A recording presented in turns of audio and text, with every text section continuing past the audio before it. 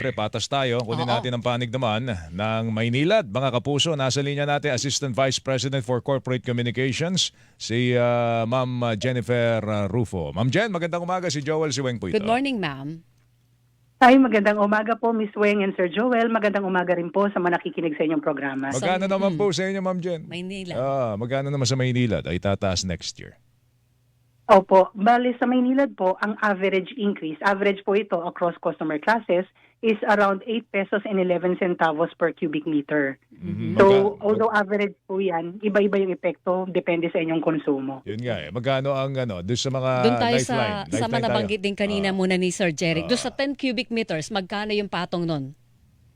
Opo, bali dalawang klase po yung aming 10 cubic meter per or less na customer. Yung low income lifeline po, Miss Weng, Yun, yung ang binanggit itataas po sa kanilang, yung itataas sa kanilang buwan ng bill ay 10 pesos and 56 centavos. Buwanan na po yun. Buwanan na yun.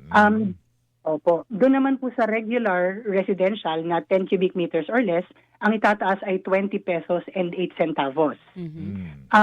Para sa 20 cubic meters kada buwan, ang itataas po ay 75 pesos and 89 centavos. And then yung 30 cubic meters per month po, ang itataas ay 155.32. Okay, pareho din ng ng dahilan ng Manila Water, yung pag-recover, Weng, recovery di ba? ng investment. Ng investment po nila. Recovery, hindi pa naman po ito para bagang advance payment doon sa mga makikita pa lang namin mga proyekto. Definitely po, Sir Joel. Kasi ang struktura po ng ating concession agreement ay yung private investor po yung magpapaluwal muna. So essentially, gumastos na po tayo ng malaki-laki, tapos unti-unti lang po yung recovery ng mga ginastos na po para sa mga proyekto na kailangan para mapalawig po yung ating serbisyo. Pareho lang po kayo ng Manila Water, di ba, Ma'am Jenny, na 5 years ang rate rebasing? Tama po, Miss Weng. Every 5 years, duwadaan po yan sa masusing proseso, inaaral at inaano po yan, public consultation.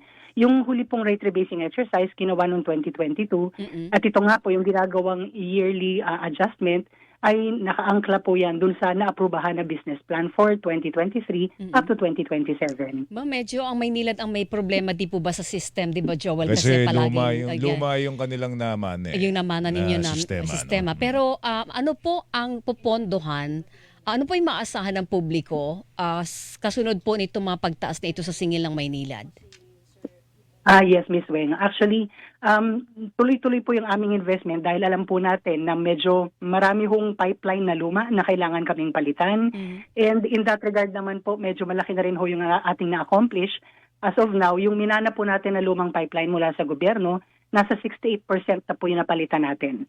So tuloy-tuloy po yan, phase by phase, kasi hindi po namin pwede biglain na maghukay sabay-sabay para palitan yung mga lumang tubo.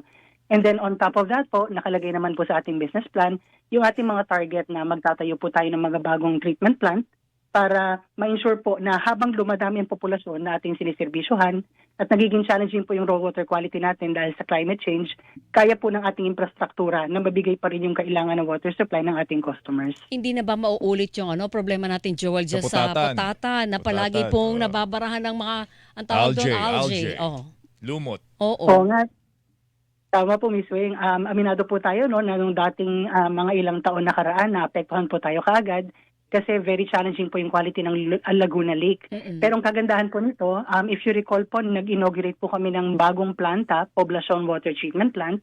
Last year po, naumpisahan na po siya mag-full operation at 150 million liters per day. And I'm happy to report po na kahit may amihan season tayo ngayon, wala pong service interruption sa South. Hindi nila nararamdaman. Wow. Wala nga, actually sa totoo lang, Ma'am Jen, wala kami nakikita mga text messages dito. Na walang tubig. Although meron pa rin minsan Las Piñas, wala na lang siguro diba? mga isolated. No? Pero ang pangako kasi ng MWSS, kaya nila ito pinayagan, talagang wala daw major interruption ng tubig sa 2025. Totoo yan. Pangako yun, ma'am, ng MWSS, pero nakadepende sa Nakadepende sa capacity inyo. ninyo. Oo. Well, yung kaya po natin gawin ay gagawin po natin dahil syempre committed din po kami na maintain yung ating 24/7 service level sa customers. Alright, Ma'am Jen, thank you. Good luck, ma'am, ha. Thank you. Maraming salamat po. Magandang umaga sa inyong lahat. Good morning, Miss Jennifer Rufo, Assistant Vice President for Corporate Communications na Maynilad. Actually, Hilingan, walang pinopro.